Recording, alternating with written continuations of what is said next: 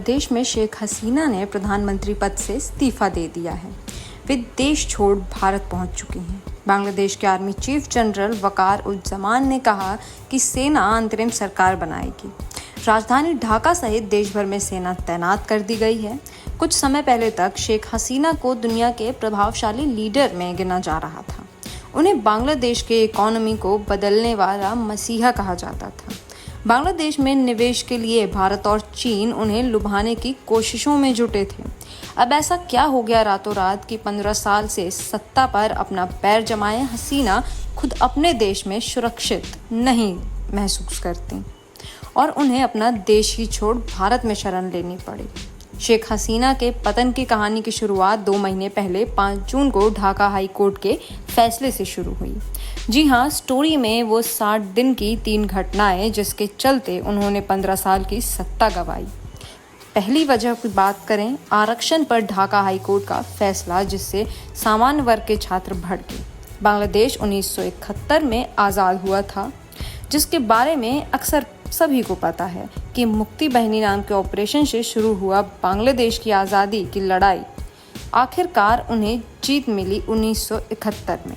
इसी साल वहां पर 80% कोटा सिस्टम लागू हुआ।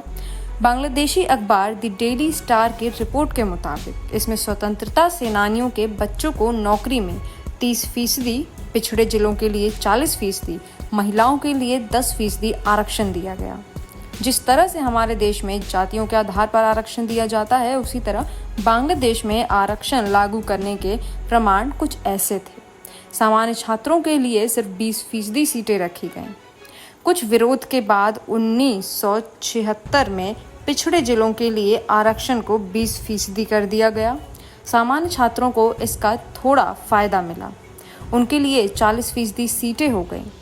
1985 में पिछड़े जिलों का आरक्षण और घटाकर 10% कर दिया गया और अल्पसंख्यकों के लिए 5% कोटा जोड़ा गया।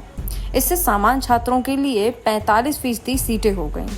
शुरू में स्वतंत्रता सेनानियों के बेटे बेटियों को ही आरक्षण मिलता था। कुछ सालों बाद स्वतंत्रता सेनानियों के बच्चों को मिलने वाली सीटें खाली रहने लगी। इसका फायदा सामान्य छात्रों को मिलता था। हालांकि 2009 में स्वतंत्रता सेनानियों के पोते पोतियों को भी आरक्षण मिलने लगा। इससे सामान्य छात्रों की नाराजगी बढ़ गई। साल 2012 में विकलांग छात्रों के लिए भी 1% कोटा जोड़ दिया गया। इससे कुल कोटा 56% हो गया। सामान्य वर्ग के 44% सीटें ही बची। साल 2018 में 4 महीने तक छात्रों के प्रदर्शन के बाद हसीना सरकार ने कोटा सिस्टम को ही खत्म कर दिया था। हसीना की सरकार का मानना था कि अगर स्वतंत्रता सेनानी के परिवार वालों को आरक्षण नहीं मिलेगा तो किसी को नहीं मिलेगा। हालांकि 5 जून 2024 को ढाका हाई कोर्ट ने एक फैसला सुनाया और सरकार को पुराना कोटा सिस्टम बहाल करने का आदेश दिया। कोर्ट ने कहा कि 2018 से पहले जैसे आरक्षण मिलता था उसे फिर से उसी तरह लागू किया जाए। इससे सामान्य वर्ग के छात्र भड़क गए और सड़कों पर उतर आए। दूसरी वजह, शेख हसीना ने प्रदर्शनकारियों को पाक समर्थक रजाकार यानी गद्दार कह दिया। अगर स्वतंत्रता सेनानियों के बेटे पोतों को आरक्षण नहीं मिलेगा तो क्या रजाकारों के पोते पोतियों को आरक्षण मिलेगा? प्रधानमंत्री शेख हसीना ने 14 जुलाई को दिए एक इंटरव्यू में ये बात कही थी। रजाकारों के जिक्र भर से ढाका में चल रहा आरक्षण विरोधी प्रदर्शन हिंसक हो गया। दरअसल बांग्लादेश में गद्दारों को रजाकार कहा जाता है। प्रदर्शनकारी छात्रों ने उस सरकारी टीवी चैनल में ही आग लगा दी जिसे पीएम हसीना ने इंटरव्यू दिया था।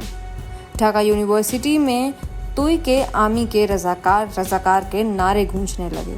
प्रदर्शन हिंसक हो गया। महीने भर में 300 से ज्यादा लोगों को जान गंवानी पड़ी। इनमें ज्यादातर छात्र थे। मीडिया रिपोर्ट्स के मुताबिक शेख हसीना ने प्रदर्शनकारियों को अपमानित करने के लिए और जनता के बीच उनकी छवि को नुकसान पहुंचाने के लिए उन्हें रजाकार बुलाया था। अपनी मांग के लिए प्रदर्शन कर रहे छात्रों को रजाकार बुलाना हसीना को भारी पड़ गया। बयान से पहले शेख हसीना ने भी ये नहीं सोचा होगा कि प्रदर्शनकारियों को रजाकार कह देना उनकी सरकार को इतना भारी पड़ जाएगा। बांग्लादेश का प्रदर्शन पूरी दुनिया की निगाह में आ जाएगा। छात्रों ने रजाकार शब्द को सरकार के खिलाफ अपना हथियार बना लिया। उन्होंने जनता के बीच ये मैसेज दिया कि सरकार कैसे परीक्षा की तैयारी कर रहे छात्रों रजाकार बता रही है। बांग्लादेशी अखबार द डेली स्टार के अनुसार प्रधानमंत्री के बाद उनकी पार्टी के बाकी नेताओं ने भी इसी तरह के बयान देकर प्रदर्शनकारी छात्रों के आक्रोश को और भड़काया।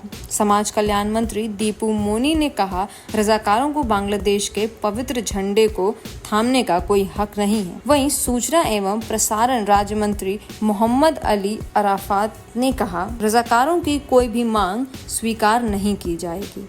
नेताओं के ऐसे बयानों से उग्र हुए छात्रों का प्रदर्शन तेज हो गया। सरकार जिन्हें गद्दार यानी रजाकार साबित करना चाहती थी, वे जनता की नज़रों में हीरो बन गए।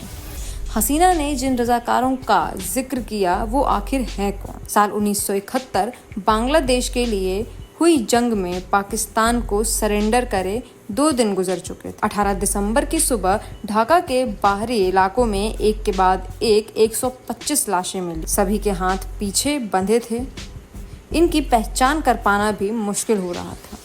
उनमें से कुछ को गोली मारी गई थी, कुछ का गला घोटा गया था और कुछ को राइफल में लगे चाकू से गोद दिया गया था। ये सभी 125 लोग बांग्लादेश की जानी मानी हस्तियां थीं। तीसरी वजह शेख हसीना की छात्रों की मौत पर चुप्पी।